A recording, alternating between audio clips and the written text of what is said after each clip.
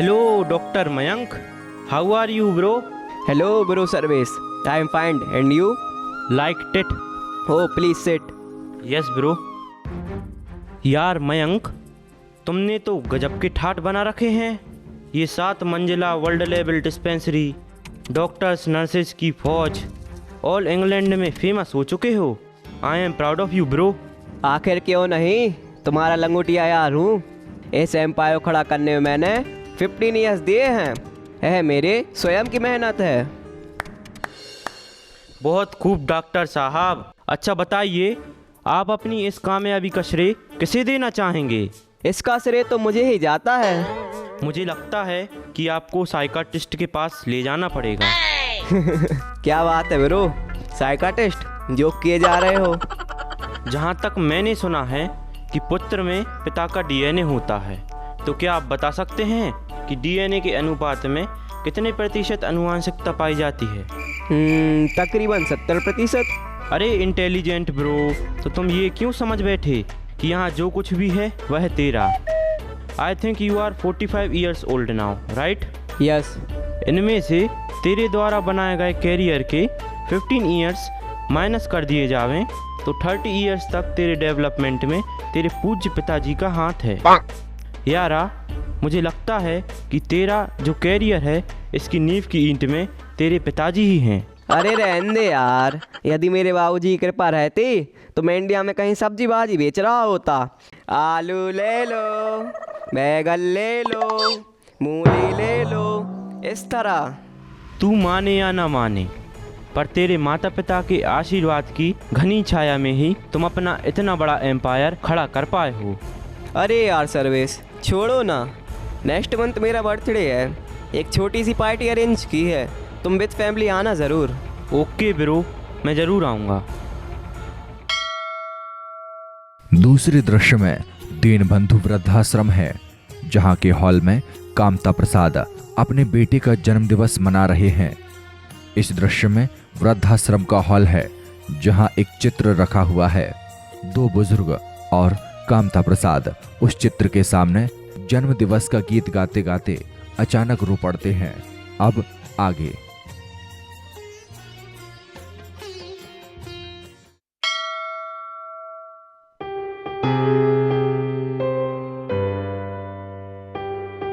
Happy birthday to you, happy birthday to you, happy birthday to you, happy birthday to you Mayank, happy birthday to you. हाँ भैया, ऐसे रोते नहीं हैं। आज आपके बेटे मयंक का जन्मदिन है, तो जन्मदिन पर रोते नहीं, खुश होते हैं। हाँ बहन, ये तो खुशी का पल है। चलो खुशी मनाएं। एक गीत तुम गाओ, एक गीत हम गाएं। एक गीत तुम गाओ, एक गीत हम गाएं। एक गीत तुम गाओ, एक गीत हम गाएं।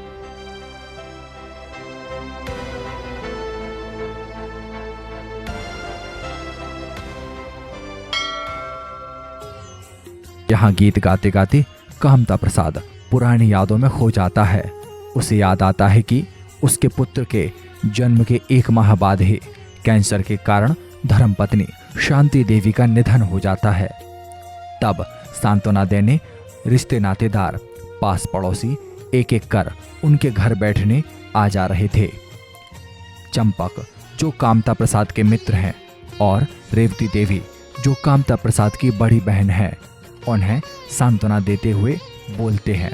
अब आगे। भाई कामता प्रसाद, देखो जो गया सो गया, वह अब जाने वाला लौट कर आने वाला नहीं है।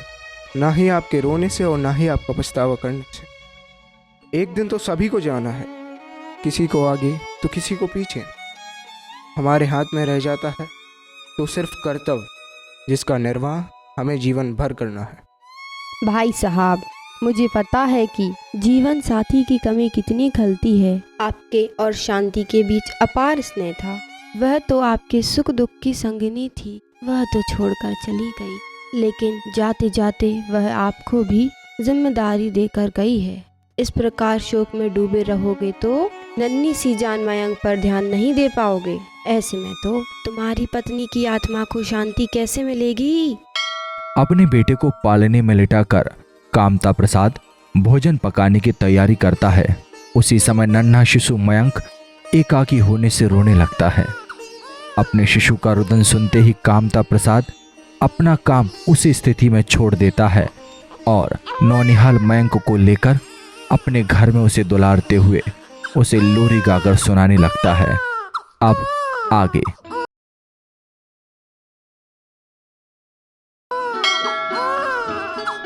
ओ मेला प्याला बेटा, अले मेला प्याला बेटा, मत लो, तेरे पिता यही है, मैं आ गया। देखो देखो देखो वो चंदा मामा।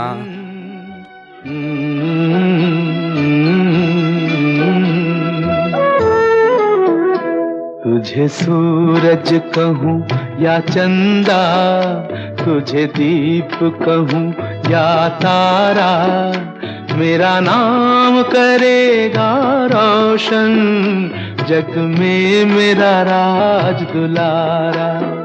तुझे सूरज कहूँ या चंदा, तुझे दीप कहूँ या तारा, मेरा नाम करेगा रोशन, जग में मेरा राज दुलारा।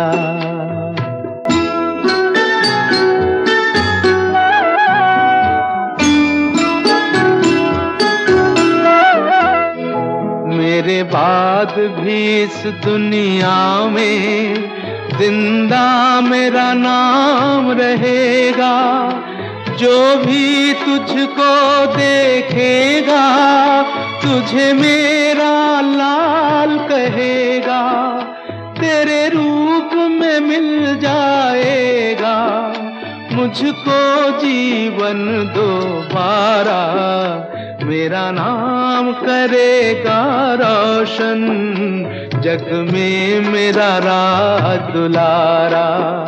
तुझे सूरज कहूँ या चंदा, तुझे दीप कहूँ या तारा, मेरा नाम करेगा रोशन, जग में मेरा राज दुलारा।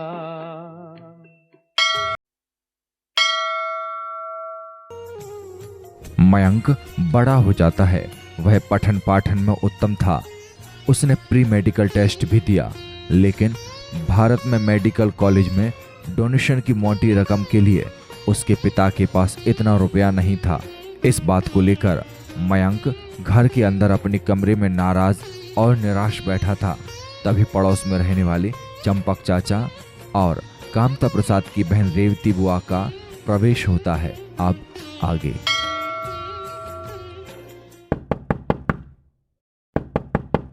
भाई कामता प्रसाद। कौन? जी आता हूँ। अरे दीदी आप, प्रणाम। भैया खुश रहो। चंपक भाई नमस्कार। नमस्कार भाई साहब। भाई कामता प्रसाद, मैंने समाचार पत्र में पढ़ा कि बेटे मयंक ने pre medical test first rank में निकाला है। अब तो वह डॉक्टर बनेगा। बड़ी खुशी की बात है। हाँ भाई, आप सबका आशीर्वाद है। भाई कामता प्रसाद, दरअसल बात ये है कि चंपक की बेटी ने यूपीएससी पास कर ली है। चंपक जी चाहते हैं कि उनकी बेटी शीला और मयंक का लग्न हो जाए। ये तो खुशी की बात है। जब मयंक और शीला बच्चे थे तभी मैंने और चंपक ने तय किया था कि जब बच्चे बड़े होंगे तो हम उनका लग्न करेंगे। मुझे लगता है कि ये खुशखबरी मयंक को भी सुना दी जाए। बेटा मयंक, बाहर तो आओ, देखो कौन आया है।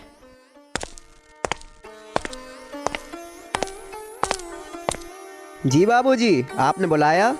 हाँ बेटा, देखो चंपक चाचा और बुआ आई हैं। हाँ हाँ, मुझे पता है, मैं सब सुन रहा था। बेटा मयंक, कुछ नाराज नजर आ रहे हो। मैं नाराज क्यों ना रहूं? मेरा नाराज होना बनता है। क्या हुआ बेटा? तू तो अब डॉक्टर बनेगा। अरे मुझे तो आज अपनी किस्मत पर पछतावा हो रहा है कि किन कंगालों के घर में पैदा हुआ। यदि आज मेरे पास 20 लाख रुपए होते तो मेरा एडमिशन किसी अच्छे से मेडिकल कॉलेज में हो जाता, लेकिन मेरा बाप इतना भी नहीं कर सका। मैं विदेश जाकर पढ़ सकता, इतना भी नहीं कर सके। इसके बाद मेरी नाराज़गी जायज़ नहीं। बेटा मयंक, तेरे पिता एक गरीब ईमानदार व्यक्ति हैं। उसने मेहनत मजदूरी करके तुम्हें अच्छे से अच्छे स्कूल में पढ़ाया, तुम्हारी छोटी से छोटी ज़रूरतों को पूरा किया, स्वयं भूखा रहा, लेकिन तेरे टिफ़िन का स्तर कभी कम नहीं होने दी। फटी बंडी पहनी पर तुझे सूट बूट में रखा। उसके आंसू तो निकले पर उसने अपने आंसू तुम्हें कभी दिखाए नहीं। और आज तुम उसी पिता से कहते हो कि उन्होंने आज तक तुम्हारे लिए क्या किया। बेटा ये ठीक नहीं है। अरे रहने दीजिए प्रवचन, खूब सुने हैं। अपने बेटे के लिए कौन पिता नहीं करता। इन्होंने किया क्योंकि इनका कर्तव्य था, लेकिन आज तो वो भी अधूरा रह गया। इसलिए तो मुझे इस बात का दुख है कि मैं ऐसी पिता की संतान हूँ जो अपने बेटे का कैरियर तक नहीं बना पाए।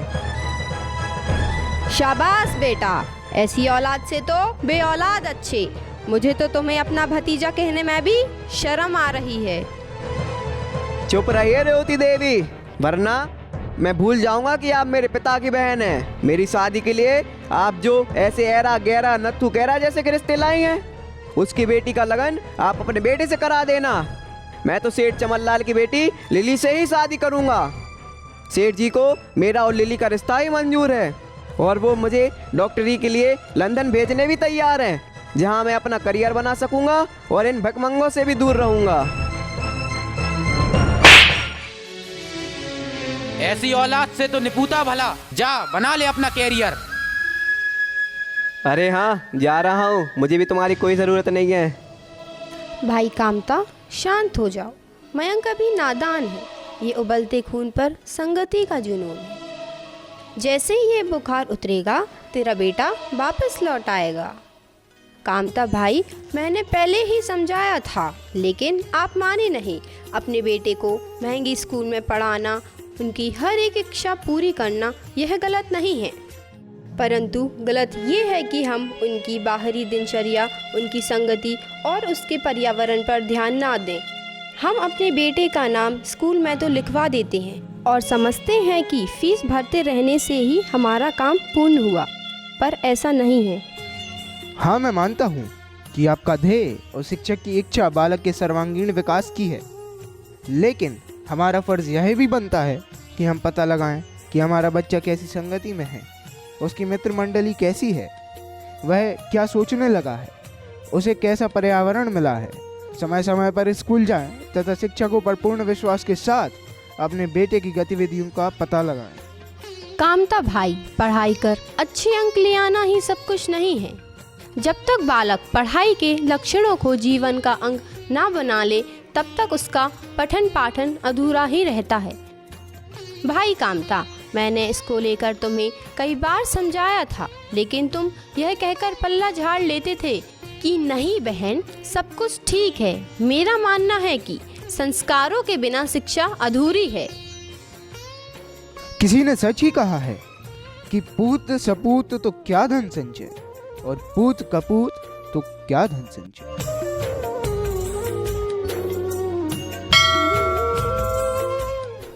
थप्पड़ खाते ही मयंक घर से निकल जाता है। वहां सेठ चमनलाल मयंक और अपनी इकलौती बेटी लिली का विवाह करा देते हैं। यहाँ लिली और मयंक पिछले 15 सालों से लंदन में बसे हुए हैं और यहाँ और वहाँ कामता प्रसाद मयंक के जन्म दिवस पर पुरानी यादों में खोया हुआ है। अब आगे।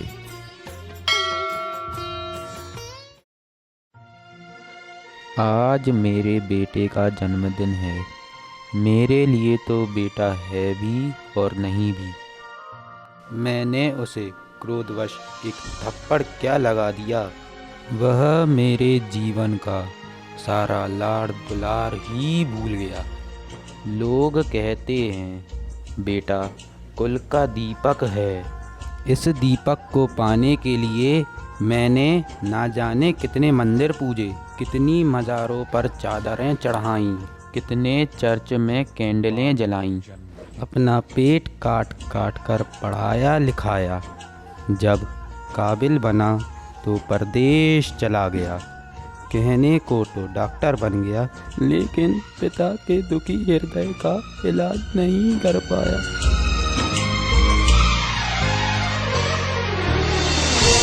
भैया कामता प्रसाद, तुम यहाँ रोते रहो। उसे तुम्हारे पितृ हृदय की करुणामयी पुकार लंदन में नहीं सुनाई देगी। तुम्हारे रोने से मयंक किसी भी प्रकार वापस नहीं आएगा। मेरी मान, ऐसा कर, तू अपने बेटे को एक और पत्र भेज। आखिर तेरा ही रक्त है। मेरा दिल कहता है उसे तुझसे मिलने आना ही होगा। दूसरी तरफ लंदन में मयंक की कॉटेज पर भी बर्थडे पार्टी का आयोजन चल रहा है, जिसमें मयंक के परिवार एवं अन्य मित्रगण शामिल हैं। अब आगे।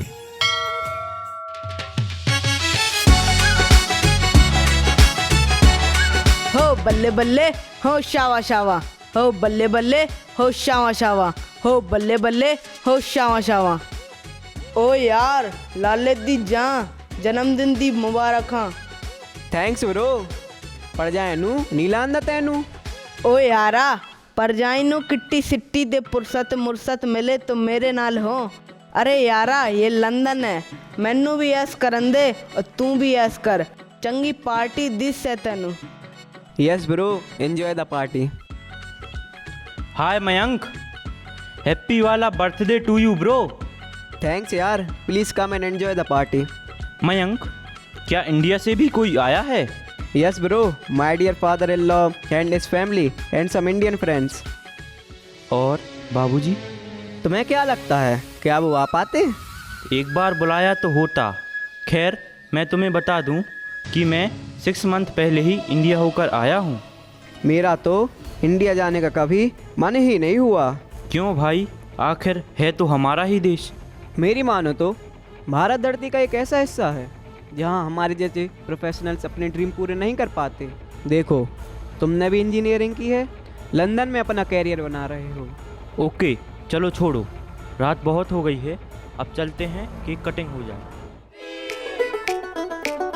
HAPPY birthday birthday birthday HAPPY birthday birthday birthday HAPPY birthday birthday birthday HAPPY birthday birthday birthday. ये मेरी अदा है, ये मेरा है स्टाइल, ये मेरी अदा है, ये मेरा है style.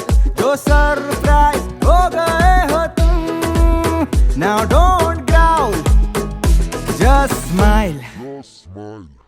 Happy birthday to you, happy birthday to you.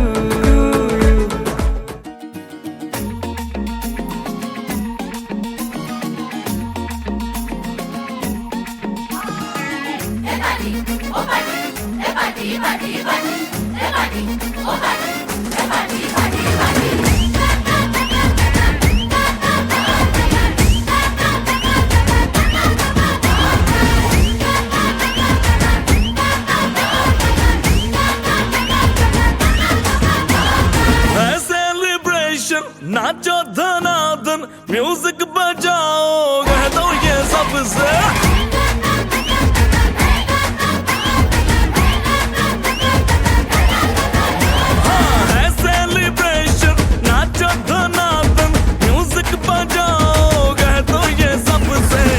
आज की पार्टी मेरी तरफ से, आज की पार्टी मेरी तरफ से, चंद को बोलो तेरे पलक से। आज की पार्टी मेरी तरफ से, चंद को बोलो तेरे पलक से। आज की पार्टी मेरी तरफ से।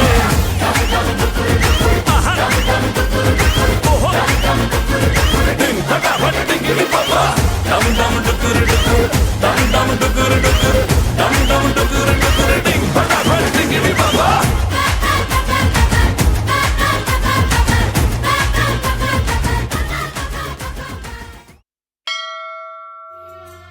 जन्मदिन की पार्टी के 3-4 दिन के बाद ही मयंक सपरिवार व अपने मित्र सर्वेश के साथ अपने ही कॉटेज के बाहर टी टाइम पर गार्डन में बैठे हैं।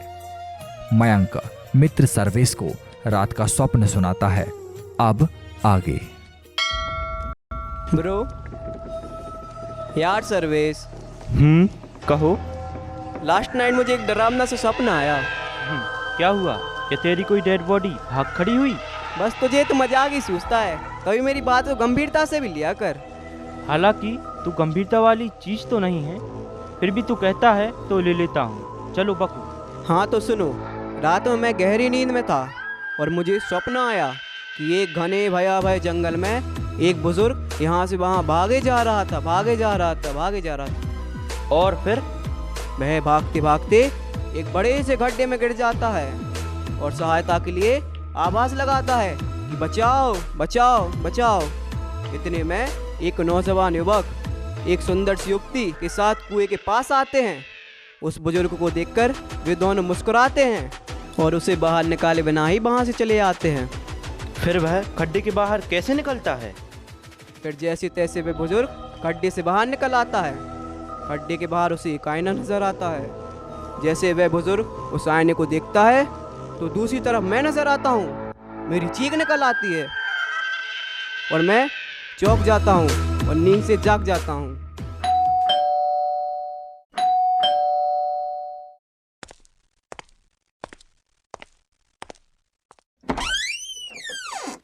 Sir, letter for you, please take it. यहाँ मयंक सर्विस से अपने स्वप्नों को लेकर बात कर ही रहा होता है कि डोरबेल के साथ एक सर्वेंट अंदर आकर मयंक को लेटर देता है। मयंक लेटर लेकर उसे देखता है और कचरे में फेंक देता है, परंतु सर्विस उस लेटर को उठा लेता है जिसे पढ़ने लगता है। लेटर में एक पिता की भावुक पुकार सुनाई देती है। अब आगे। प्रिय पुत्र मयंक, सदा सुखी रहो। बेटा, मैं तेरा दुखियार पिता कामता प्रसाद तुम्हें पहले भी 50 पत्र लिख चुका हूँ, पर आज तक तेरा कोई जवाब नहीं आया। तुम्हें लंदन गए 15 वर्ष हो गए हैं, ना स्वयं आए न तुम्हारा पत्र आया।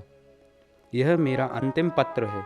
तेरा पिता होने के नाते मेरा फर्ज बनता है कि एक बार तुम्हें बता दूं कि तुम्हारा पिता बहुत बीमार हूँ और बेवजह तुम्हें याद करता रहता हूँ। मैंने अपने मन को बहुत समझाया कि पगले, तेरा बेटा अपना सपना पूरा कर रहा है, तू उसे भूल जा। पर पिता का हृदय है कि किसी बात को मानता नहीं। यदि पत्र मिले तो एक जवाब देना, हो सके तो मुझे एक बार अपना चेहरा दिखा देना। मैं सुकून से जी ना सका, पर सुकून से मर तो जाऊंगा। एक मजबूर पिता की करुणा भरी पुकार को अंतिम बार सुन ले। बेटा, ये मेरी करबद्ध प्रार्थना है। तेरा पिता Kamta Prasad. What the rubbish! Emotional cheaters! No, it is not like that.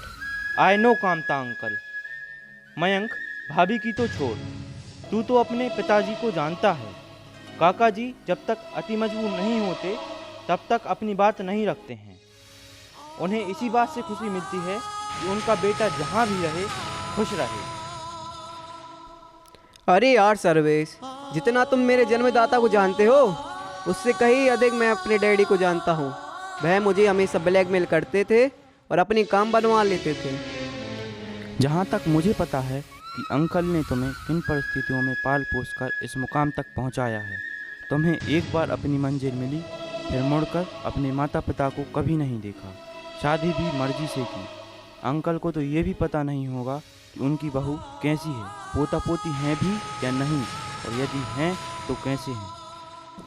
तुम्हें पता है कि लिली के फादर बिजनेसमैन है। उनका बिजनेस के चक्कर में इंडिया से आना जाना होता रहता है। एक बार लिली के फादर से कहकर लंदन की टिकट भी भिजवाया था, पर उन्हें तो अपने वतन से ही चिपके रहना है। अच्छा मयंक, पत्र पढ़ने के पहले तुमने मुझे एक स्वप्न सुनाया था। हाँ, पर इसका मतलब? स्वप्न में जब तुमने आईने में स्वयं को देखा और डर गए थे। हाँ तो? जो तुम ना समझे मैं समझ गया। क्या समझ गए? यही कि भोर का देखा गया स्वप्न सच होता है। ये स्वप्न नहीं, शायद तुम्हारे भविष्य की हकीकत है। ऐसा ना हो कि बुढ़ापे में तुम भी किस्मत के खड्डे में गिर जाओ और तुम्हारी औलादें तुम्हारी लाचारी पर हंसें और अपना कैरियर बनाने तुमसे दूर हो जाएं। अरे मित्र, मेरी मान तो कम से कम एक बार इंडिया हुआ। यदि अंकल आना चाहें तो उन्हें ले आना, और यदि ना आना चाहें तो उन्हें अपनी दिल की साफ साफ बता आना, जिससे वे दोबारा पत्र लिखकर तुम्हें इमोशनल ब्लैकमेल ना करें। तू कहता है तो ठीक है, अगले महीने होली है, हम सब इंडिया चलते हैं। मैं भी तुम्हारे साथ भारत चलेगा। इंडिया के लिए एक जोकर भी मिल जाएगा। Yes bro, you can also go to India. Brother Sarvesh, I have also learned Hindi and Bundelkhandi, your Sagar language. What's the matter, brother? Now there will be a lot of fun when two friends, native and foreign, will sit together. London से वायुयान द्वारा lily, Manku, Minki, टिंटी, Sarvesh Delhi पहुंचते हैं। सभी taxi लेकर एक साथ hotel में पहुंचते हैं। मयंक और उसकी फैमिली तो होटल के रूप में आराम करते हैं, परंतु टिंटी की इच्छा तो भारत भ्रमण की थी और यहाँ से प्रारंभ होती है मिस्टर टिंटी की भारत दर्शन यात्रा।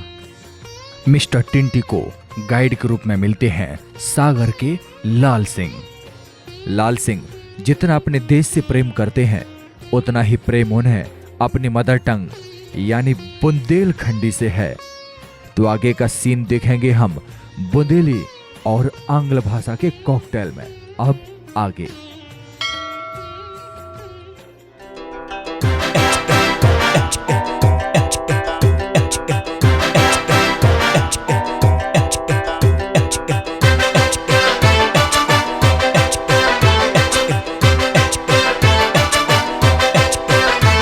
हम सर फिरे बिगड़े हुए नवाब हैं, पढ़ लो हमें, हम तो खुली किताब है।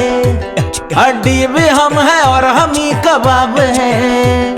हम पागल नहीं है भैया, हमारा दिमाग खराब है। हम पागल नहीं है भैया, हमारा दिमाग खराब है। बर्थडे, क्या मैं अंदर आ सकता है? अरे इतना अंदर तो आ चुके हो, और कितना अंदर आओगे? What is your name? My name is Tinty. क्या बोला? चिंटी? No, no, Tinty. ओह टिंटी, अच्छा नाम है। तो आप रख लीजिए। मिस्टर टिंटी, what is your problem? Sir, I have come from London. I want to visit your country. Okay, Mr. Tinty, I will provide you service. Yes, sir ji. Mr. Tinty, this gentleman will take you around the India. Mr. लाल सिंह, साहब को घुमा लाओ। Okay sir जी, मैंने ऐसा घुमाऊंगा, ऐसा घुमाऊंगा, ऐसा घुमाऊंगा कि ये घूमते रह जाएंगे। अब यहाँ से प्रारंभ होती है मिस्टर टिंटी की भारत यात्रा और श्रीमान जी को गाइड के रूप में मिलते हैं सागर के लाल Singh Chaddha. Good morning, gentlemen. What is your name? Good day, sir ji. My name is Lal Singh Chaddha. But isn't your name a bit strange? Hey man, मुझे तोड़ा तोड़ा हिंदी आता है। अपने नाम का मतलब बताओ। Oh sir ji, My name means Red Horn Underwear. Oh, very funny name, Mr. Chadha. क्या तुम मुझे इंडिया घुमाएगा? Okay sir ji, please come and sit in my tempo. Mister Chadha, हमको इंडिया का खाना और फोक डांस पसंद है। Don't worry sir ji, I will show you the dance and feed you the food of different states along the country philosophy. Mister Chadha, चलो चलते हैं। Yes sir ji, we go.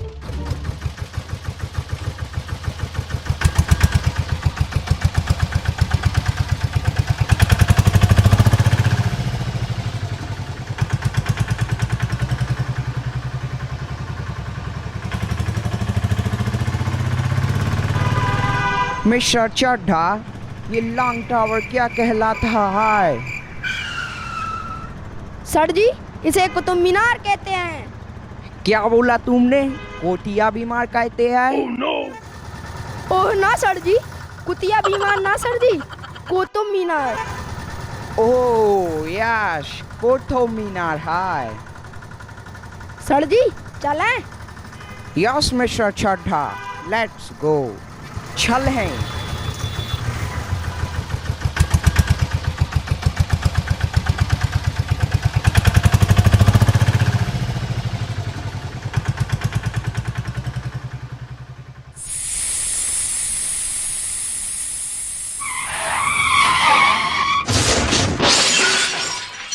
Mr. Chadha, now what happened? सर जी, मेरे tempo के चक्के में खीला ठुस गया।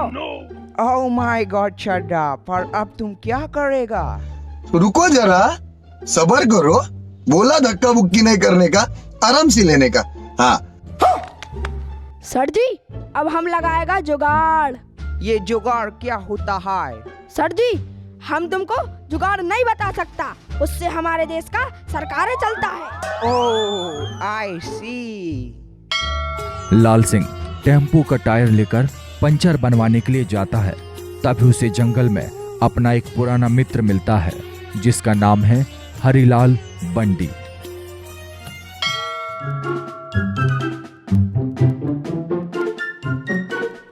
काय लाल सिंह? ओए हरीलाल, इतने दिनों बाद मिले हैं अपन, मजा आ गया। ओए लल्लू के आगो मजा, आगो मजा, आगो मजा। और कहाँ जा रहे थे? चक्का पंचर हो गई जंगल में, जुगाड़ लगवा भी जा रहे। रोजा हम लगा थे।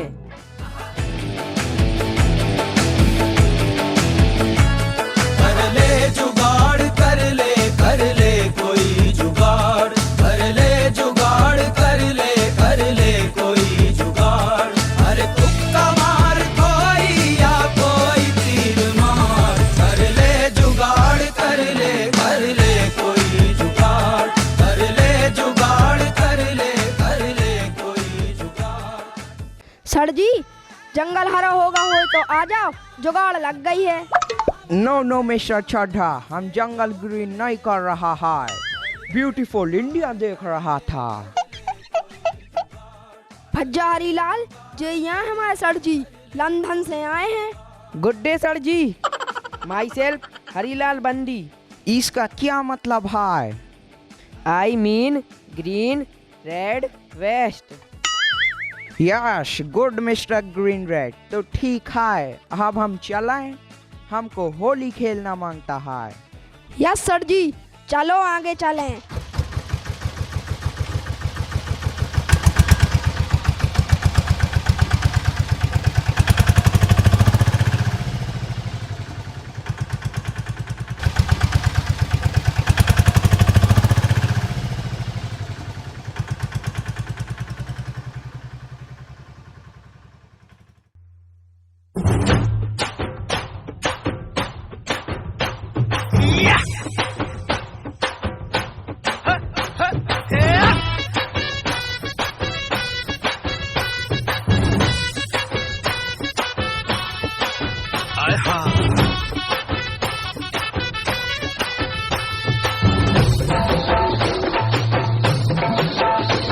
अरे बजा बजा बजा बजा ढोल बजा रे, डफली बजी खंजरी बजी खोल बजा रे। थोड़ी थोड़ी भंग उड़ी, थोड़ा थोड़ा रंग उड़ा, एक ड्रम रोल बजा रे।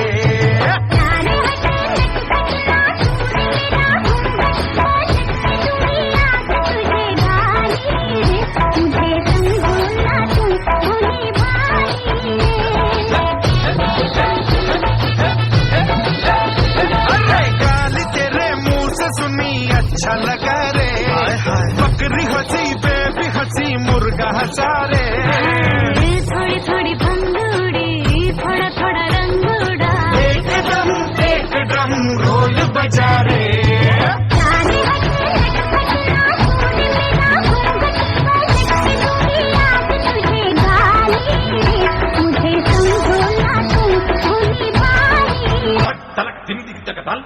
जा जा जा जाने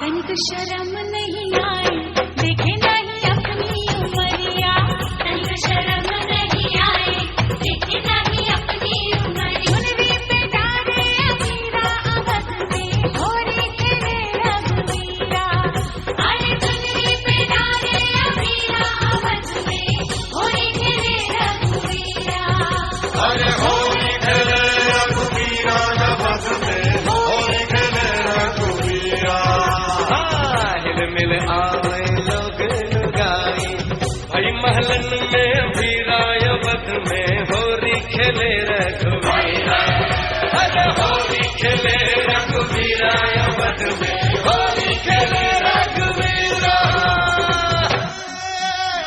आपके पाग मुझसे खेलो ना होरी हाँ ना खेला होरी शपथ में उमरिया की थोरी हाय चाचा होरी खेले रघुवीरा अवध में होरी खेले रघुवीरा होरी खेले रघुवीरा अवध में होरी खेले रघुवीरा हिल मिल आवे लोग लुगाई हिल मिल आवे लोग लुगाई भाई महानद में वीरा अवध में होरी खेले रघुवीरा होरी खेले रघुवीरा अवध में होरी खेले रघुवीरा भैया होरी खेले रघुवीरा अवध में होरी खेले रघुवीरा होरी खेले रघुवीरा अवध में होरी खेले रघुवीरा होरी खेले रघुवीरा अवध में होली खेले रघुवीरा भैया होली खेले रघुवीरा अवध में होली खेले मेले का उत्सव पूर्ण हुआ। सभी होली के रंग में रंग चुके थे।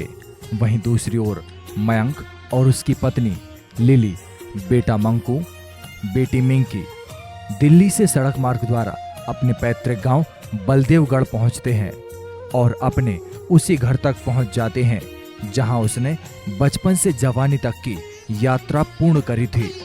परंतु अब उस घर में तो कोई और रह रहा था। अब आगे।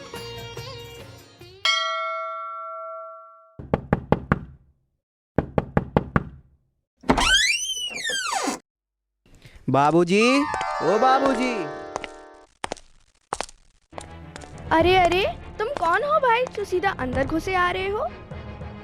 वो तो सब ठीक है, पर आप कौन है जो मेरे ही घर से निकल रही हो और मुझे ही अंदर आने से रोक रही हो? अरे भाई वाह, उल्टा चोर कोतवाल को डांटे। मेरे घर को अपना कहने वाले तुम कौन हो? मैं मयंक हूँ, कामता प्रसाद और शांति देवी की इकलौती संतान। यह घर मेरा है। अच्छा, तो वो कपूत आप हैं जिन्होंने अपने माता पिता को पुश्तैनी घर बेचने पर मजबूर किया था और उनकी सुध-बुध लेना छोड़ लंदन वासी हो गए थे। ऐसे कपूत से तो निपूती भली। पहले तो आप ये बताएं कि आप हैं कौन और व्यर्थ की बकवास किए जा रही हो। महोदय, मेरा नाम सुशीला है। मैं यहाँ के जमींदार की बहू हूँ। मेरे पति गांव के सरपंच हैं और 15 साल पहले तुम्हें लंदन भेजने के लिए तुम्हारे बाबूजी अपना मकान हमें बेच गए। मयंक घर से जा ही रहा था। इतने में सुशीला के पति ग्राम प्रधान ठाकुर बलदेव सिंह का प्रवेश होता है। लो, सरपंच जी भी आ गए। जी नमस्कार, मैं ठाकुर बलदेव सिंह, इस गांव का सरपंच। आप लोग बैठिए, जलपान ग्रहण कीजिए और बताइए मैं आपकी क्या सहायता कर सकता हूँ। अरे बलदेव, अपना बल्लू, मुझे पहचाने नहीं? मैं मयंक, कामता जी का बेटा। अरे मयंक, अबे कहाँ था तू? 15 साल से नजर ही नहीं आया। जब आखिरी बार कामता काका मेरे बापूजी के पास घर बेचने आए थे तो उन्होंने बताया भी था कि तू डॉक्टर बनने लंदन जा रहा है और तो मैं लंदन भेजने के लिए उनके पास पैसे नहीं थे, इसलिए ये घर बाबूजी को बेचकर चले गए। हालांकि बाबूजी ने रोका भी था कि कामता घर मत बेच, मुझसे पैसे उधार ले ले, लेकिन कामता काका स्वाभिमानी व्यक्ति हैं। कहने लगे कि ठाकुर हरदयाल जी, अगर मैं समय पर उधार न चुका पाया तो मेरे स्वाभिमान को ठेस लगेगी और आपका भी विश्वास टूटेगा। 2-4 साल की बात है, फिर मेरा बेटा डॉक्टर बनकर आ ही जाएगा। फिर 4 साल बाद एक दिन काका जी घर पर चाबी लेकर आए। उन्होंने मेरे बाबूजी के हाथों में चाबी रखते हुए कहा कि ठाकुर साहब, यदि मेरा बेटा गांव लौट कर आए तो उससे कह देना कि तेरा पिता इसी आश्रम में होगा, तेरी इच्छा हो तो उसे खोज लेना। इतना कहा और चल दिए। अच्छा मयंक, तू सुना है लंदन में ही है या भारत के किसी हिस्से में डिस्पेंसरी खोल ली है? और काका कहाँ है? क्या तेरे साथ ही है या कहीं और? अभी आप अपनी अपनी कथा बंद कीजिए और पहले जलपान ग्रहण कीजिए। भाई साहब, मुझे यह पता नहीं था कि आप दोनों मित्र हैं। मैंने आपको जो खरी खोटी सुनाई है, कृपया आप मुझे क्षमा कर दीजिए और पहले जलपान ग्रहण कीजिए।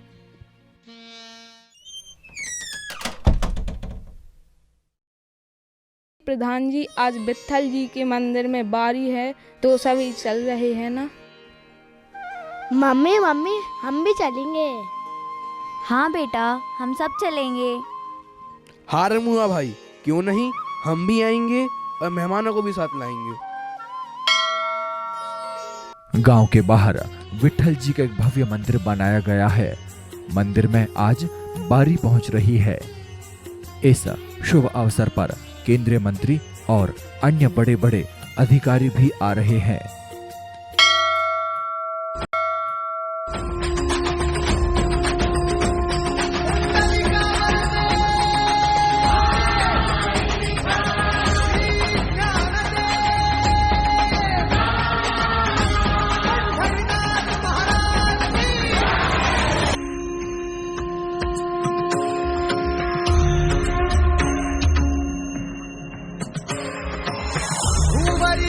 अवतरी रंग रूप है विठ्ठल विठ्ठल माऊली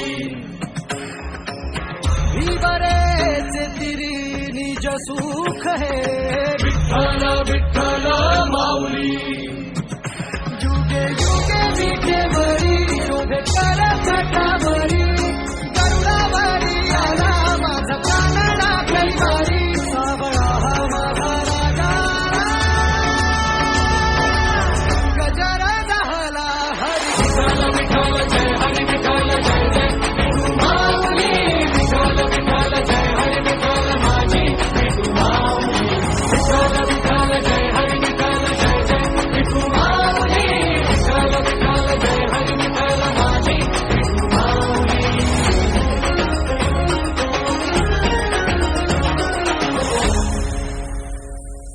माझी विठाई लागो डोळा लागो दे सावराया आली पामरा माझी विठाई होई बाप कधी आई सावराया आली पामरा जानी मनी एक पांडुरंग पांडुरंग पांडुरंग मनी एक पांडुरंग पांडुरंग गंध लल्लाची कस्तुरी गळा गुंफुनी मंजिरी वैकुंठाचा सावी हरियाला हा पंढरी सावळा हा माझा राजा गजर झाला हरी विठ्ठल जय हरी विठ्ठल जय जय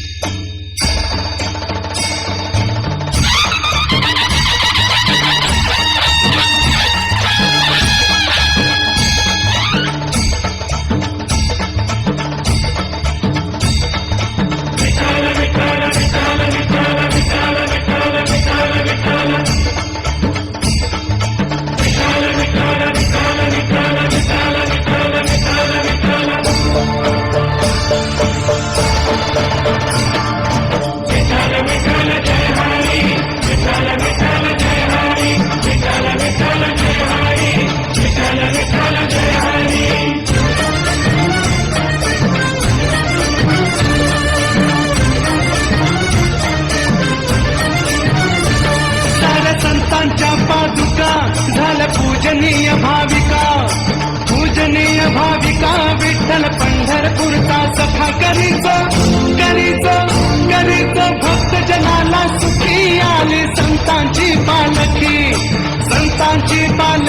आली संतांची पालखी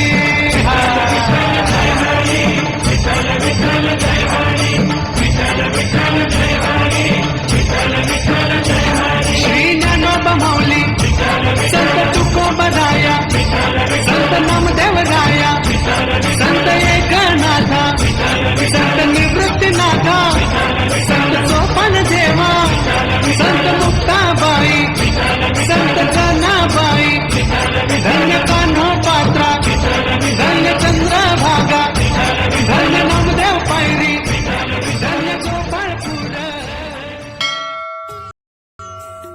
बारी में केंद्रीय मंत्री श्री मलखान सिंह भी शामिल होते हैं।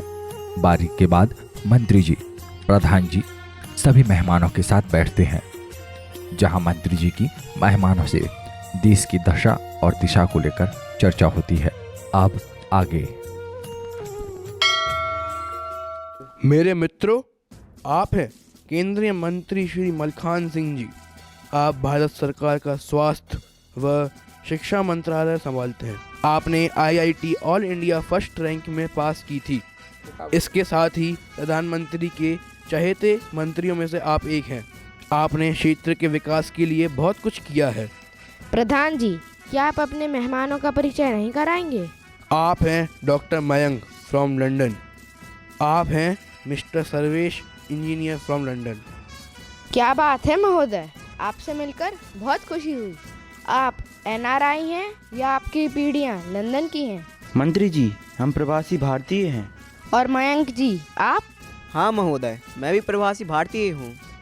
अगर आप किसी को ब्रिटेन जैसे विकसित देशों की नागरिकता लेनी है तो भारतीय को क्या करना होगा? सर, पहली शर्त तो यह है कि आपको इंग्लिश आती हो। दूसरा, स्थायी नागरिकता के लिए पति या पत्नी का बर्थ ब्रिटेन का हो। तीसरी शर्त है कि आप 5 वर्ष पहले ब्रिटेन में रुक चुके हों। चौथी शर्त है कि आप टैक्स पेयर हो। पांचवी शर्त कि आपका पढ़ा लिखा होना अनिवार्य है। छठी शर्त यह है कि ब्रिटेन जैसे राष्ट्रों पर कोई विपत्ति आए तो केवल मूल निवासी का प्रथम सहायता पर बल दिया जाएगा। प्रवासियों की नागरिकता भी छीनी जा सकती है।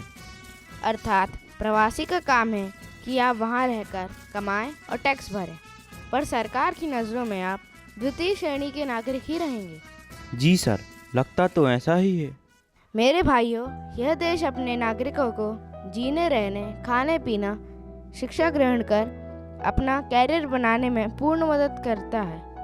सरकारें लाखों रुपया खर्च कर आप पढ़ा लिखा कर आपको प्रोफेशनल बना रही हैं और आप लोग London, America, German, Switzerland, Canada जैसे देशों में जाकर वहाँ की नागरिकता ले लेते हैं। मैं मानता हूँ कि विकसित देशों में हमारे प्रवासी भारतीय अच्छा पैसा कमा लेते हैं, परंतु कहलाते तो दोयम दर्ज के नागरिक ही हैं। इस देश ने आपको क्या नहीं दिया, लेकिन आप प्रवासी भारतीयों ने अपने देश की तरफ मुड़कर भी नहीं देखा। मेरे भाइयों, मुझे आपकी तरक्की से कोई बैर नहीं, परंतु जो देश हमें कुछ देता है तो हमारा भी कर्तव्य बनता है कि देश के लिए कुछ करें। मंत्री जी, मैं भी अपनी बात रखना चाहूँगा, परंतु मैं चाहता हूँ कि मुझे असेंबली ऑफ पार्लियामेंट में बोलने का अवसर प्रदान किया जाए। मैं इस देश की सरकार से कुछ प्रश्न पूछना चाहता हूँ। तो ठीक है महोदय जी, मैं सरकार की तरफ से आज यह घोषणा करता हूँ कि अगले सप्ताह आप सदन में पधारेंगे और शीतकालीन सत्र में अपना प्रश्न रख सकते हैं। सरकार की ओर से उत्तर दिया जाएगा। अब मिस्टर टिंटी भारत भ्रमण करते हुए पहुंच जाते हैं मरुभूमि राजस्थान और वहां एक ढाबे पर रुकते हैं। अब आगे।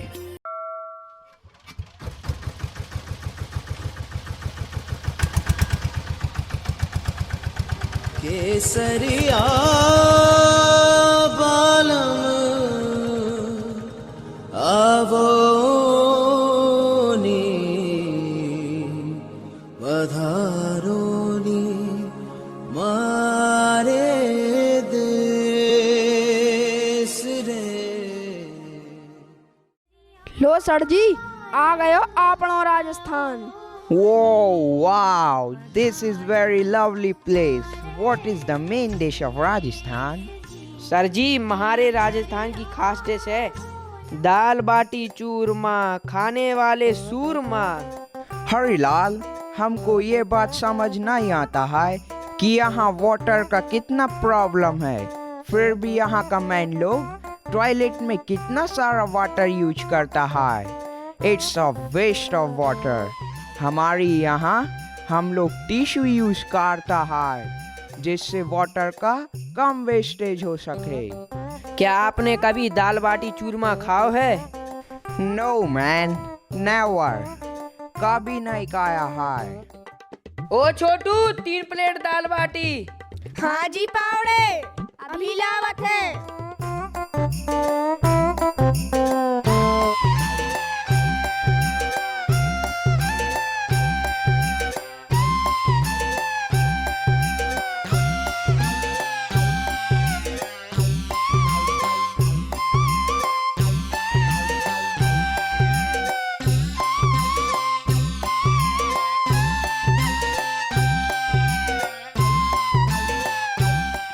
हरिलाल, मेरे को नींद आता है, मुझे अब सोना है। Okay sir ji, you sleep. भाई हरीलाल, का तुम्हें पता है अपने गांव के गोपी सेठ कोमा में चले गए? कहीं नहीं जा सके भैया, बड़े आदमी हैं, कहूँ भी जा सकते हैं। जब अपन के ते भी खूब पैसा आ जाए हैं तो अपन भी कोमा में घूमे चलबू। मनो हमारे टेम्पो से चलियो।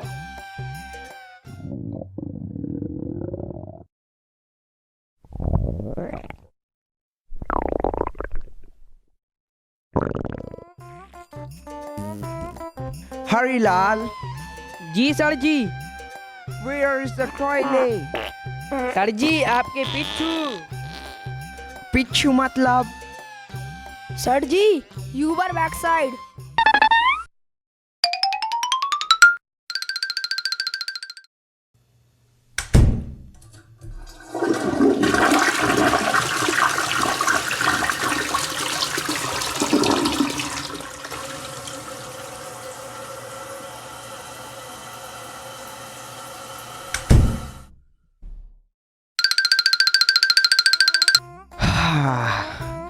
ब्रो हरिलाल। यस सर जी। मेरे को अब पता चला कि इंडियन लोग टॉयलेट में इतना वाटर यूज क्यों करता है। तुम सच कहता था कि दाल बाटी चूरमा खाया तो सूरमा।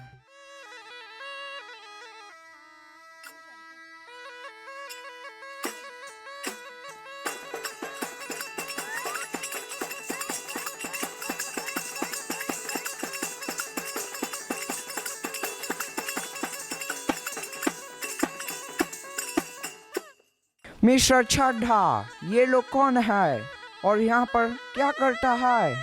सर जी, ये राजस्थान के नृत्यकार हैं, एक कालबेलिया डांस करते हैं।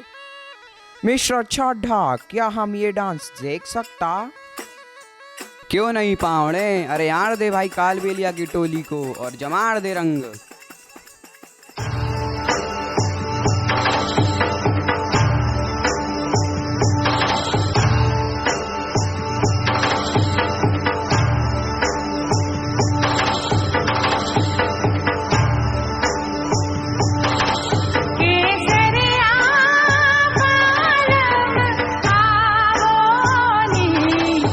पधारो भारे दे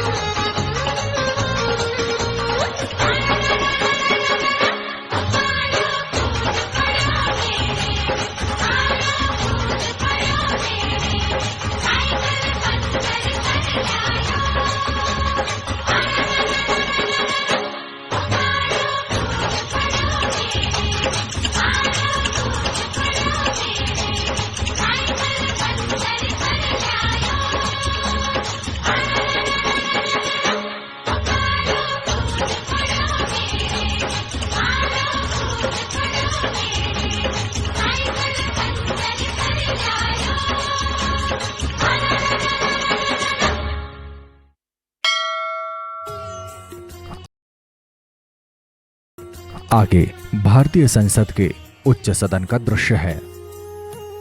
सदन की कार्यवाही प्रारंभ होने जा रही है। अंदर अध्यक्ष अपने आसन पर विराजमान है। पार्लियामेंट में पक्ष विपक्ष के नेता हैं। सत्ता पक्ष के साथ प्रधानमंत्री जी हैं। उच्च शिक्षा व कानून मंत्री मलखान सिंह जी अध्यक्ष के सामने प्रस्ताव रख रहे हैं। सभापति का आगमन होता है। सभी सांसद खड़े होकर उनका अभिवादन करते हैं। अब आगे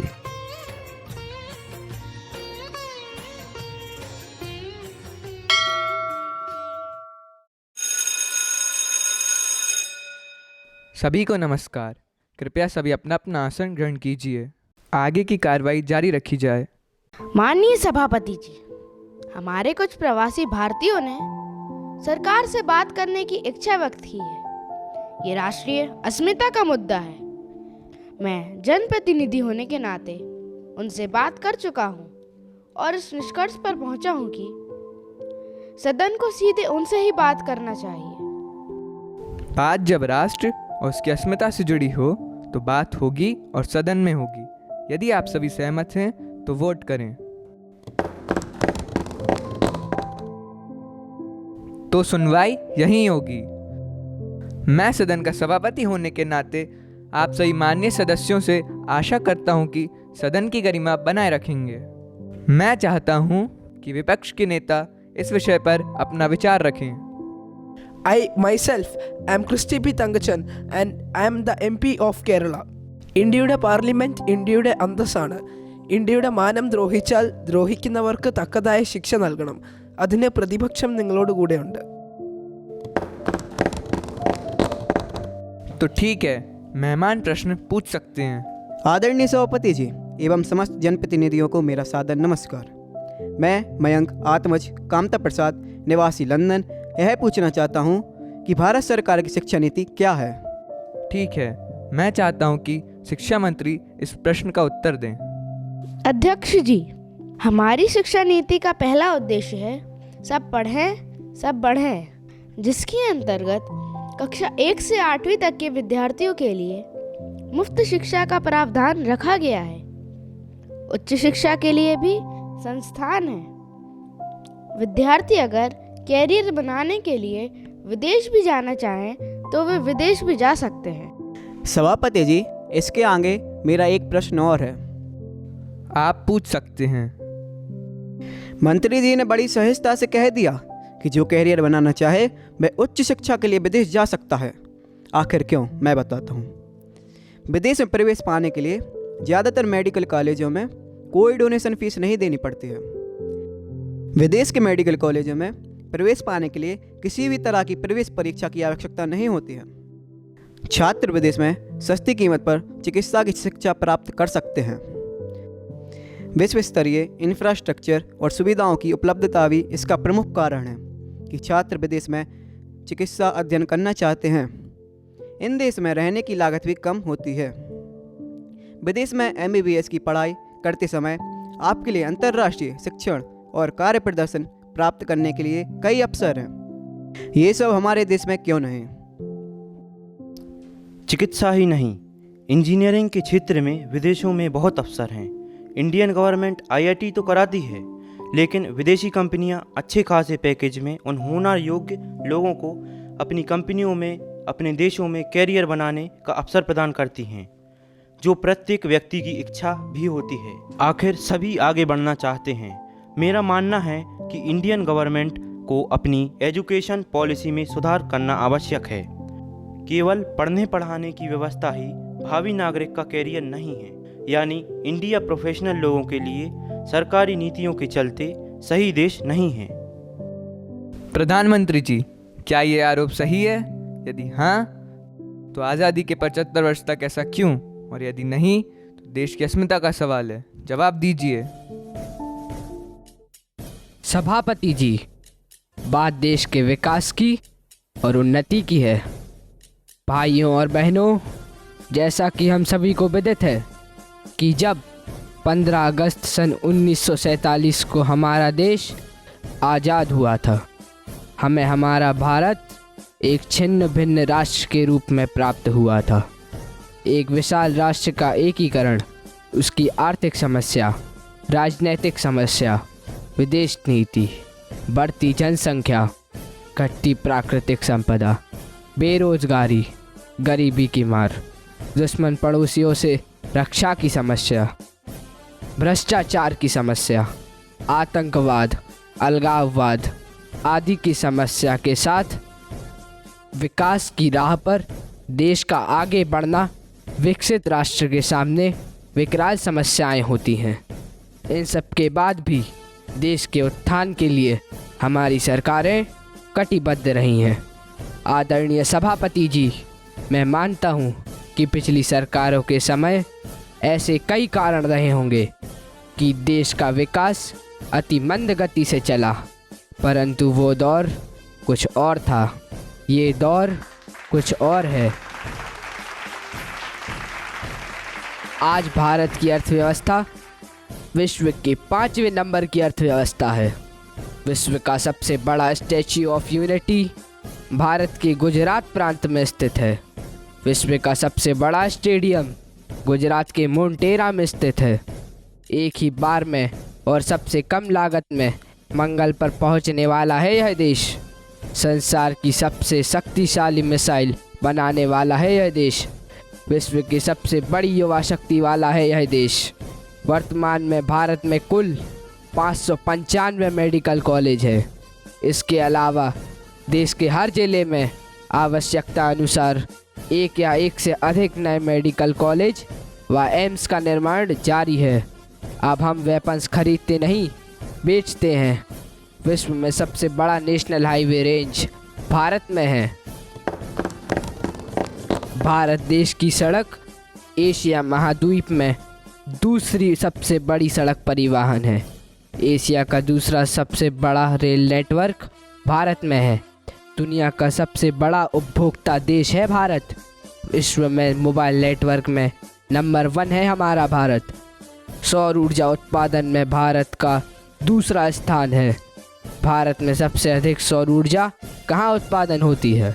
सौर ऊर्जा उत्पादन के क्षेत्र में गुजरात ने पहला स्थान प्राप्त किया है। यहाँ सर्वाधिक 1264 मेगावाट सौर ऊर्जा उत्पादन हुआ। इसके अलावा भारत विभिन्न क्षेत्रों में नंबर 1 है। सभापति जी, आज हमारा देश विभिन्न क्षेत्रों में अपने झंडे गाड़ रहा है, चाहे वो खेल के क्षेत्र में हो या पढ़ाई के। अब ये देश अगर अपने मित्र साथियों पर सब कुछ बारना जानता है तो अपने शत्रुओं को घर में घुसकर मारना भी जानता है। सभापति जी, ये देश हमारा है और उन भारतीयों का भी है जो आजीविका के लिए प्रवासी हो गए। मेरा मानना है कि यदि हम केवल ये सोचें कि देश ने हमें क्या दिया है तो यह सोचना अधूरी सोच है, और हम यह भी सोचें कि हमने देश को क्या दिया है तो हमारी सोच पूरी हो जाएगी। मैंने राष्ट्र की अस्मिता को लेकर जो भी उचित लगा वह सही बात कह दी। श्रीमान जी, क्या आपको हमारे माननीय प्रधानमंत्री जी और मंत्री जी के तर्क उचित लगे या नहीं? आदरणीय सभापति जी, माननीय प्रधानमंत्री जी एवं मंत्री महोदय जी, मैं आप सभी का हार्दिक आभार मानता हूं। प्रधानमंत्री जी ने देश की वर्तमान स्थिति से हमें अवगत कराया। यह सब सुनकर मेरा सिर गर्व से ऊंचा उठा है। आज मैं गर्व से कह सकता हूं कि मैं उस देश का वासी हूं जिस देश को सारा विश्व नमन करता है। अब आपसे इस वचन से विदा चाहते हैं कि हम अपने अधिकारों से अधिक अपने कर्तव्यों पर ध्यान देंगे। सदन से बाहर निकलकर मंत्री जी सभी मेहमानों से आग्रह कर उन्हें सांस्कृतिक भवन में ले जाते हैं, जहां सांस्कृतिक कार्यक्रमों का आयोजन किया जा रहा है। अब आगे।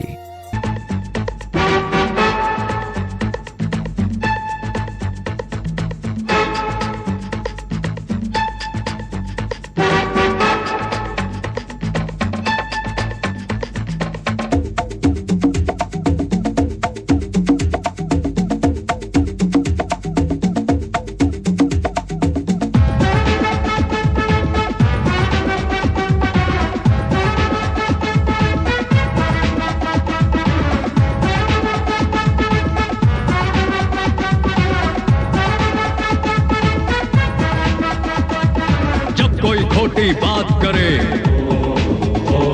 हमरे जियरा पर चोट लगे, देखें जहां मुड़ के देखें,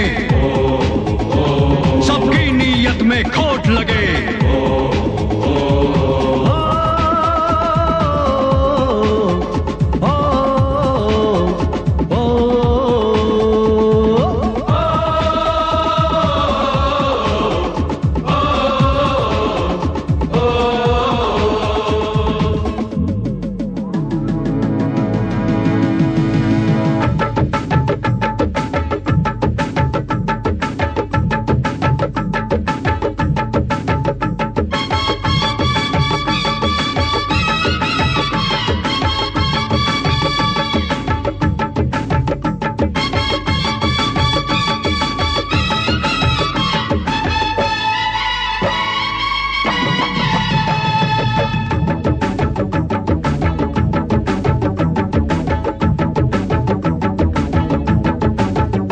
हमर देशवा की बुराई हमका बुरी लागे राम, हमर देशवा की बुराई हमका बुरी लागे राम, हमरे देशवा की बुराई हमका बुरी लागे राम, हमका बुरी लागे राम, हमका बुरी लागे राम। गोरे चोर की सफाई हमका बुरी लागे राम, गोरे चोर की सफाई हमका बुरी लागे राम, हमका बुरी लागे राम, हमका बुरी लागे राम। हमरे देशवा की बुराई हमका बुरी लागे राम, हमरे देशवा की बुराई हमका बुरी लागे राम। इन्हें ना दे बेरोजगारी मार गई महंगाई, जिन्हें ना दे बेरोजगारी मार गई महंगाई। MBA की डिग्री लेके घूमे सब भाई, इबे काम की पढ़ाई हमका बुरी लागे राम, इबे काम की पढ़ाई हमका बुरी लागे राम, हमका बुरी लागे राम, हमका बुरी लागे राम। हमरे देशवा की बुराई हमका बुरी लागे राम, हमरे देशवा की बुराई हमका बुरी लागे राम, हमका बुरी लागे राम, हमका बुरी लागे राम। हमरे देशवा की बुराई हमका बुरी लागे राम, हमरे देशवा की बुराई हमका बुरी लागे राम।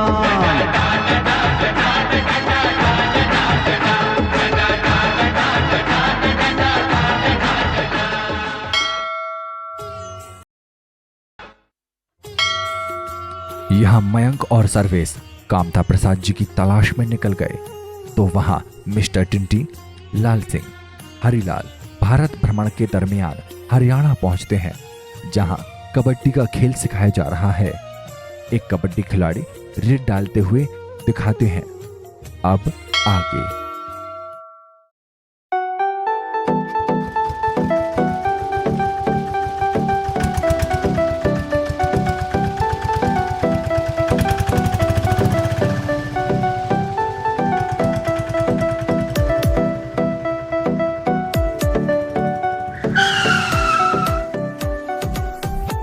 सर जी आ गया हमारा हरियाणा। मिस्टर हरिलाल, ये लोग मिलके फाइट क्यों करता है? सर जी ये कबड्डी खेल है, हरियाणा का फेमस गेम। मेरे को ये खेल खेलना मांगता है। सर जी मैं जुगाड़ लगाता हूँ। वाओ, कबड्डी में भी जुगाड़? कर ले जुगाड़, कर ले कोई जुगाड़, कर ले जुगाड़, कर ले कोई जुगाड़। अरे तुक्का मार कोई या कोई तीर मार, कर ले जुगाड़, कर ले कोई जुगाड़। सर जी आप है कबड्डी कोच मिस्टर बलवान सिंह, ये आपको कबड्डी सिखाएंगे। हेलो मिस्टर टिंटी। हेलो मिस्टर बलवान, मेरे को भी कबड्डी खेलना मांगता है। तो ठीक है, पहले मेरे नाल रेड डाले की प्रैक्टिस करन होगी। ओके ओके, करेगा। तो बोलो होत कबड्डी तार तार। होत कबड्डी तार तार। कर गए बिहारी लाल। कर गया बिहारी लाल। जिनकी मूछे लाल लाल। जिनका मूछे रेड रेड। तो चलो हो जाए कबड्डी।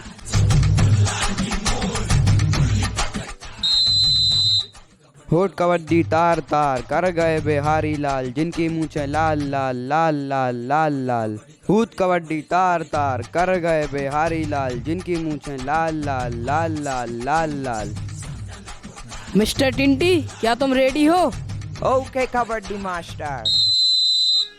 हूट कबड्डी थार थार कर गया बिहारी लाल, जिनका मूछे raid raid raid raid raid raid. पकड़ो पकड़ो पकड़ो। छोड़ाओ सर जी को लंधन, हाड़ दे टोली, छोड़ दे मनोरंजन। ओह माय मॉम, मेरा तंगाड़ा छोड़ दिया।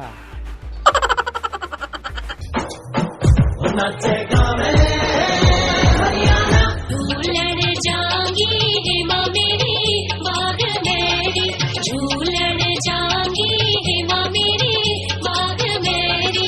हिरी आया हिरी आया हिरी आया तीजा का त्योहार, झूलन जागी हेमा मेरी बाग मेरी, झूलन जागी हेमा मेरी बाग मेरी, झूलन जागी हेमा मेरी बाग मेरी।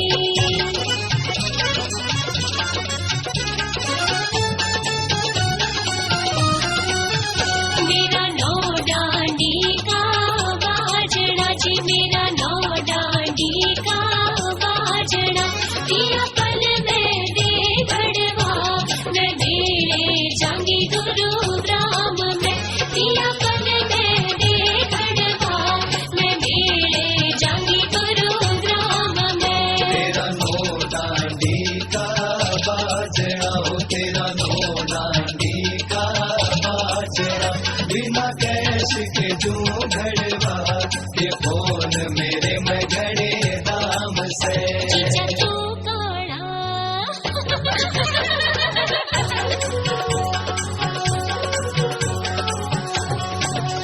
जीजा तू काड़ा मैं गोरी घड़ी, जीजा तू काड़ा मैं गोरी घड़ी। फोटो खिंचवावे दोनों जड़े जी, फोटो खिंचवावे दोनों जड़े। जीजा तू काड़ा मैं गोरी घड़ी।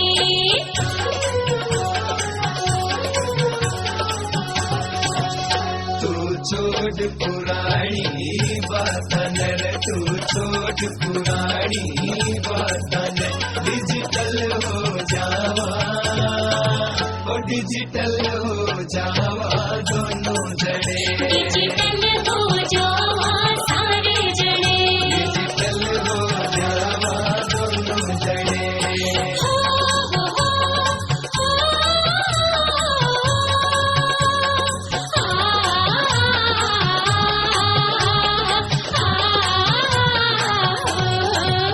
मेरा दामन सीमा दे हो लड़की के बीरा, मेरा दामन सीमा दे हो लड़की के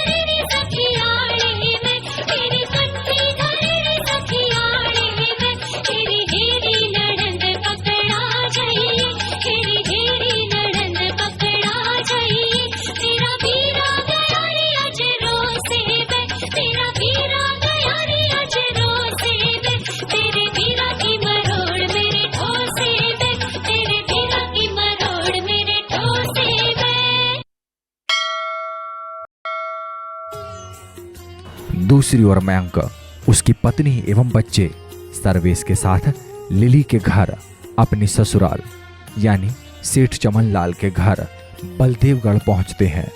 अब आगे।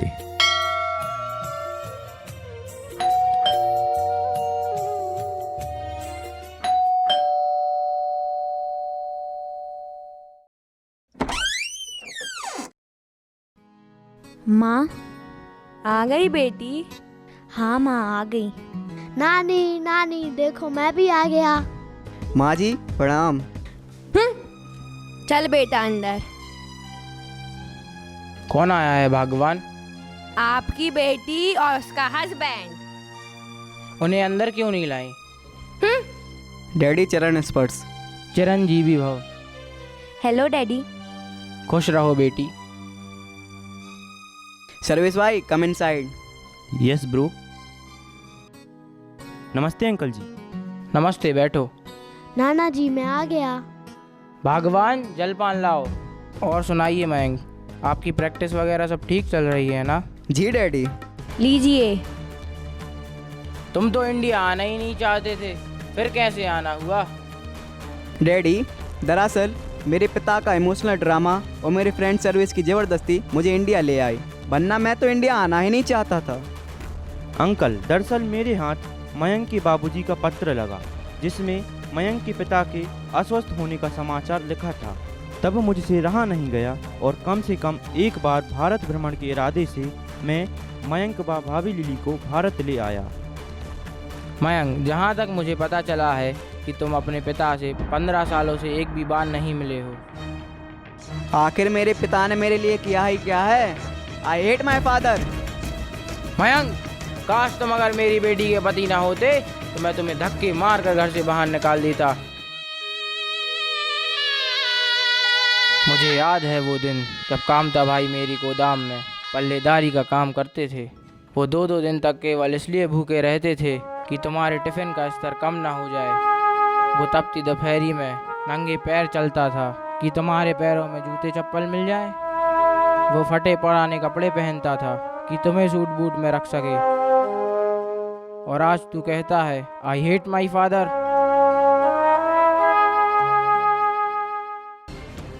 मुझे क्या लगता है मैंने तुझे लंदन भेजा?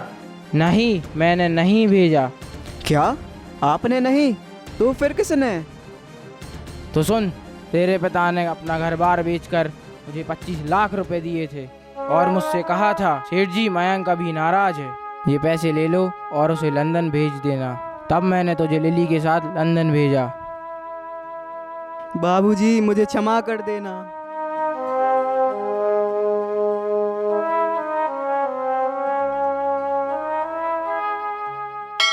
मयंक जिनके लिए आंसू बहा रहा था, वह दीनबंधु वृद्धाश्रम में उसका पिता अपने जीवन की अंतिम श्वास गिन रहा था। सेठ चमनलाल ने जब उसे यह बात बताई तो वह सभी अपने पिता से मिलने के लिए दीनबंधु वृद्धाश्रम पहुंच जाते हैं।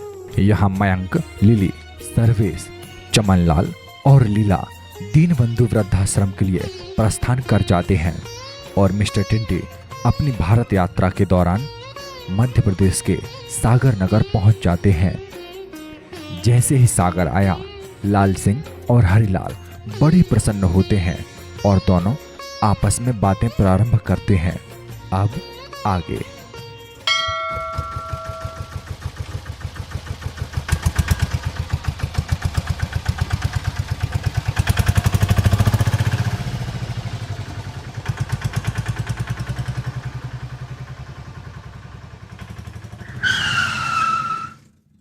जा बुंदेली माटी महान कहा लो तो गान करो। जा बुंदेली माटी महान कहा लो तो गान करो। जा बुंदेली माटी महान कहा लो तो गान करो।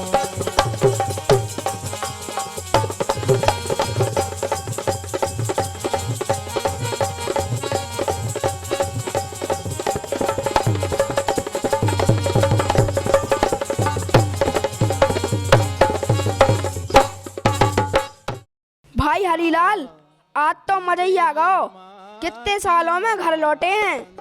अरे भैया आज तो मजा ही आ गया। काय भैया हरीलाल, जा बई बगिया आए जहाँ से अपन आम झुरते। हाँ रे भैया, जे तो बई लंबरदार को खेत आए जिनकी बगिया से हम आम झुरते। हाँ भैया, जा तो भाई घूमन की भटार आए जे में ओकी भूरी भैंसे चरती।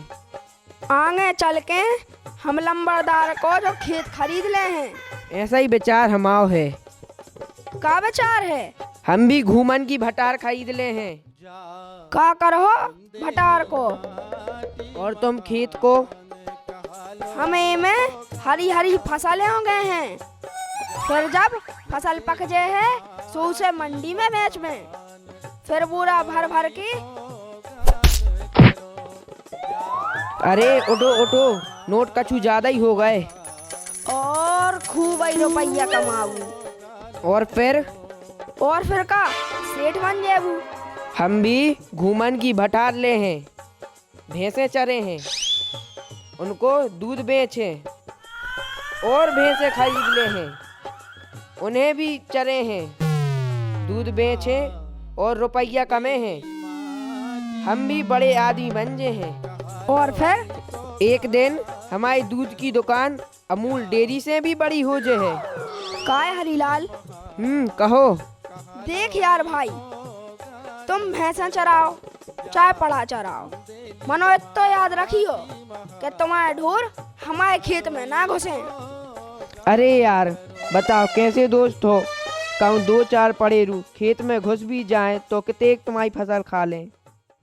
सुनो, हमसे करते कर नहीं, तुम्हारे पड़ेरू खेत में ना घुसे आए वरना ठीक नहीं हो है। का ठीक नहीं हो है? ये बात पे तो तुम्हारे खेत में हमारी भैंसे घुसेड़ी जे हैं। कहूँ बेटा, हमारे खेत में तुम्हारी भैंसें आई तो हमने तुम्हारे और तुम्हारी भैंसों के गोड़े तोड़ दिए। भी तो घुसे, तुम्हारी दम हुई तो उनकी गोड़े तोड़ के दिखाओ। तो तुम मान होने? ये बात पे तो तनकाऊ नहीं। लगा थे तुम सुटाए बिना नहीं सुधर हो।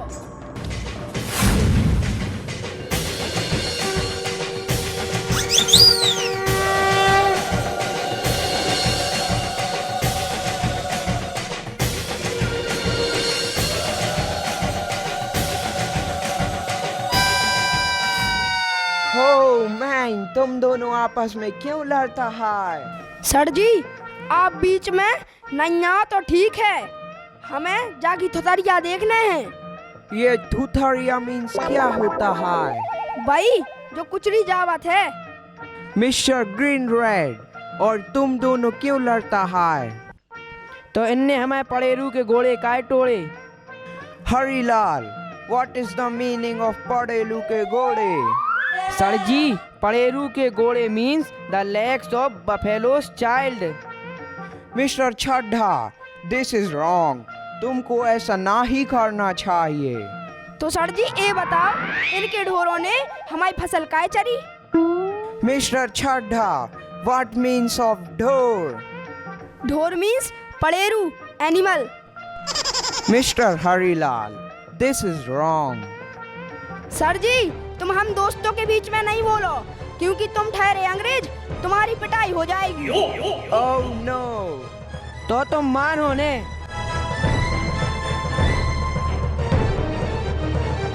अरे हरीलाल काय लड़ रहे?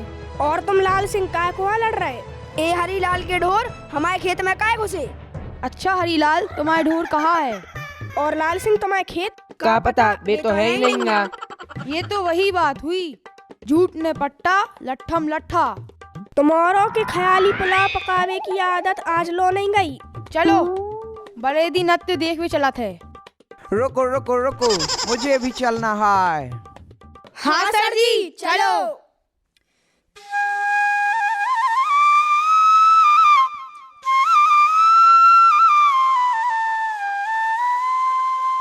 अरे वृंदावन की गेल में भैया काहे की हलचल होए रे, राधा खेले नोरता भैया श्री कृष्ण खिला रहे गाए रे।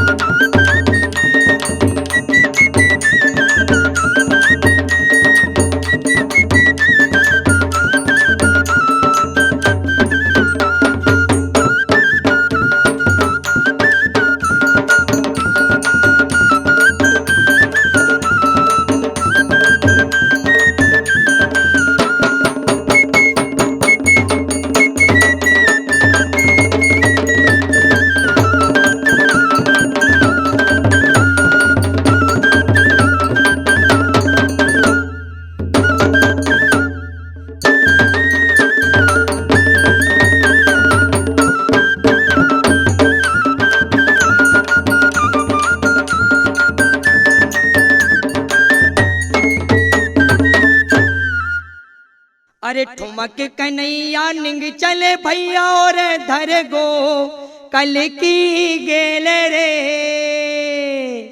कौन गुजरिया की नजर परी सो भैया उनको डारे दूध रे।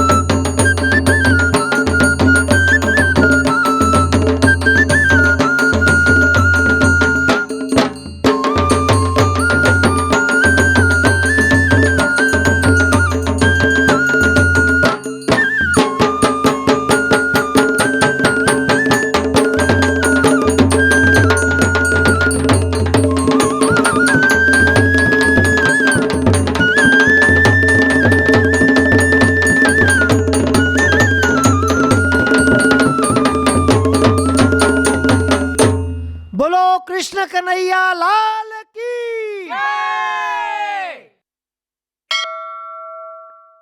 यहाँ मिस्टर टिंटी अपनी भारत भ्रमण यात्रा पूरी कर दिल्ली के होटल के लिए प्रस्थान करते हैं तो वहाँ मयंक, लिली, सर्वेश, चमनलाल और वहीं आश्रम में कामता प्रसाद जी जा रहे अपने बेटे की याद में जीवन की अंतिम श्वासें ले रहे हैं, जिनके पास चंपक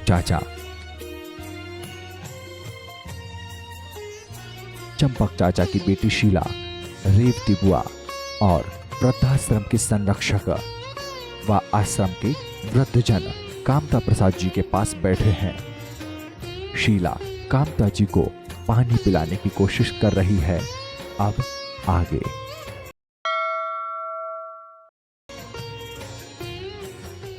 भाई कामता प्रसाद, कम से कम एक घूंट पानी पी ले। ना जाने क्यों मेरा मन कहता है कि मयंक अवश्य आएगा। एक पिता की दुखी हृदय की आवाज़ उसकी आत्मा को झकझोरेगी और उसका मन अपने पिता को मिलने मचल उठेगा। ईश्वर ऐसा विधान रचेगा कि मयंक को आना ही होगा।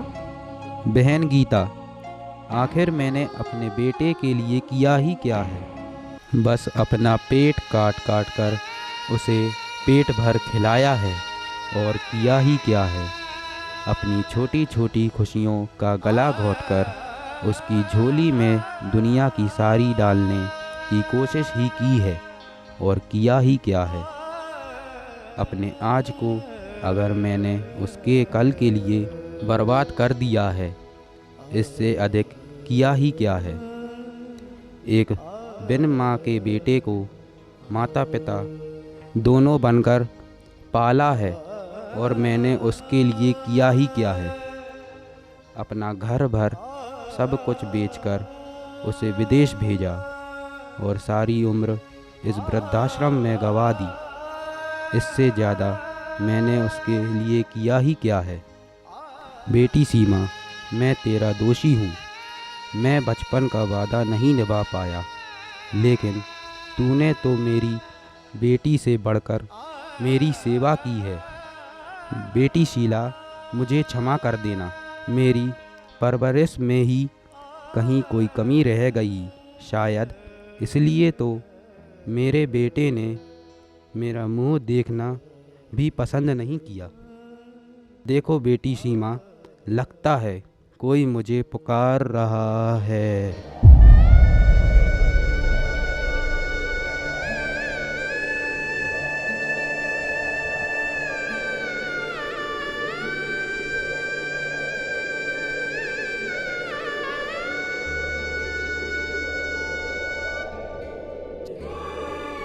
आ बेटा आ, अब देख ले अपने अभागी पिता का चेहरा।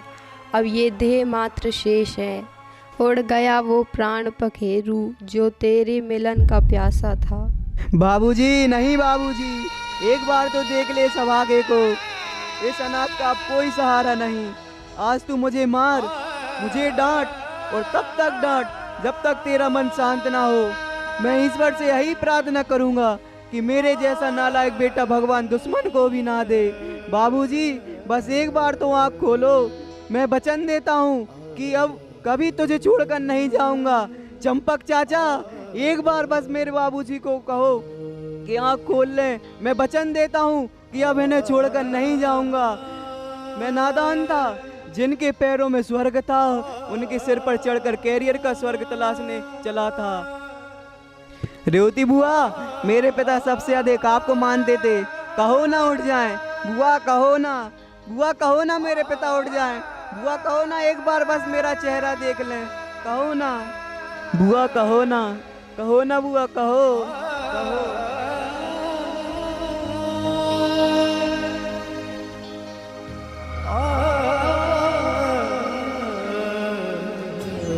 यह मृत्यु लोक है और मृत्यु ही जीवन का अंतिम और सबसे बड़ा सत्य है। मरण के बाद जन्म चक्र पुनः प्रारंभ होता है। जब जीव इस संसार में आता है तो उसे लाने का निमित्त उसके माता पिता को मिलता है। बेटा हो या बेटी, जन्म के उपरांत माता पिता अपना सारा जीवन उसी के उत्थान में लगा देते हैं। वे अपने सारे ऐशो आराम सब कुछ भुलाकर उस पुत्र अथवा पुत्री की समृद्धि, प्रगति और विकास में समर्पित कर देते हैं। ऐसे माता पिता उस पुत्र अथवा पुत्री रूपी जीवात्मा के लिए धरती के ईश्वर हैं। इसलिए हम सब कुछ भूलें पर उनके उपकार को ना भूलें, क्योंकि माता पिता ही ईश्वर हैं और पुत्र पुत्री के सिर पर माता पिता की छाया हमेशा बनी रहे, ऐसी हमारी भावना है।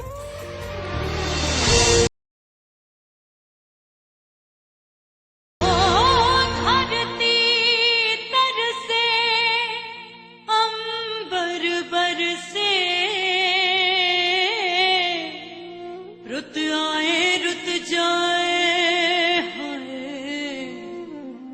हर मौसम की खुशबू चुन के बागवां बाग सजाए।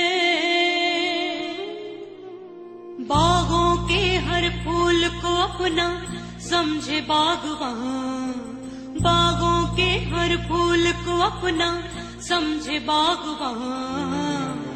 हर घड़ी करे रखवाली, पत्ती पत्ती डाली डाली सींचे बागवां।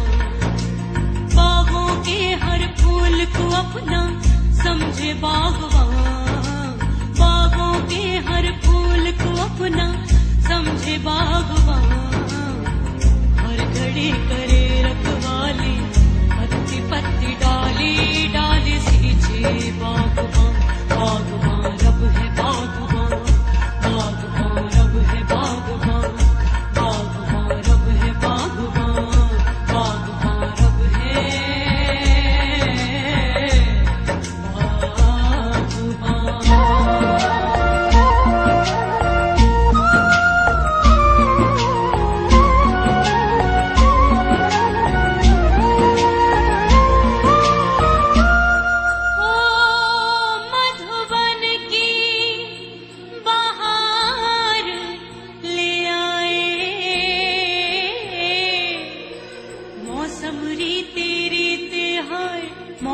झुमरी तेरी ते जन्म जन्म की तृष्णा बुझ गई।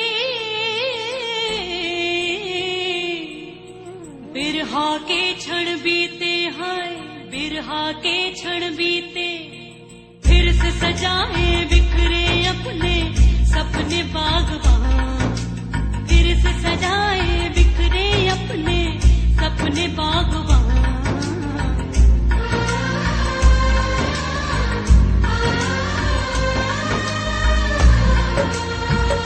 बागबान रब है बागबान, बागबान रब है बागबान।